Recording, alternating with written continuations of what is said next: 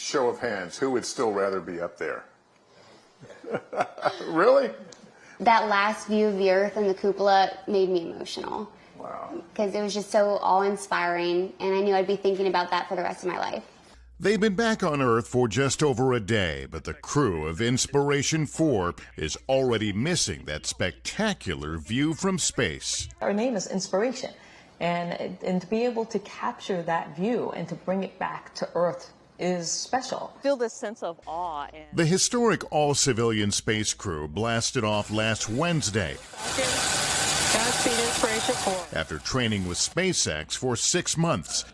The team spent 3 days orbiting the Earth, more than 300 miles from the planet. Each of us have been changed in a way that maybe we didn't expect. And for me, it was being able to see the Earth in a way that made me realize there is so much to see in person that I need to go and find those places and explore more. Dr. Cyan Proctor piloted the mission, becoming the first black woman to serve as a spacecraft pilot.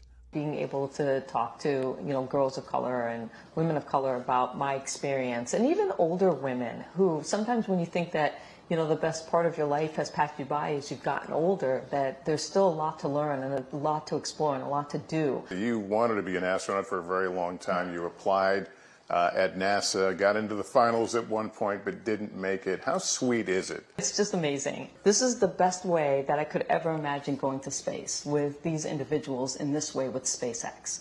I'm thrilled. Technology entrepreneur and billionaire Jared Isaacman paid for the trip and served as the mission's commander. Where can this be taken, this whole idea of putting non-professional astronauts in space? And I think if orbital spaceflight is just the exclusive domain of a couple of countries and the select few, I don't know how far we're going to get.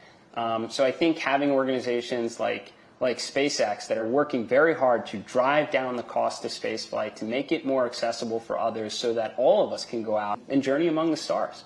Isaacman used the trip to help fundraise millions of dollars for St. Jude Children's Research Hospital, where 29-year-old Haley Arsenault works as a physician's assistant after surviving pediatric cancer herself as a child. Haley, did you have any idea how much you were inspiring people here on Earth? No, and that's hard for me to wrap my head around because I think of myself as an ordinary person, but I hope that people can relate to me. But isn't that the point? You are an ordinary person? Yes, I am. Isn't that the appeal of all this? Yes. I've had some difficulties in life, but I think everyone has in some way. I think everyone has had to overcome something. And I hope that people can look at my story and know that holding on to hope that there will be better days is so important. Great message. Wow. Man. Hard to imagine 4 better ambassadors. If you're going to send people into space, we send some good ones.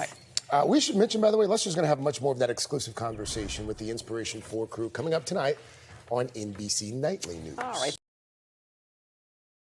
Hey, thanks for watching our YouTube channel. Find your favorite recipes, celebrity interviews, uplifting stories, shop our favorite deals, and so much more with the Today app. Download it now.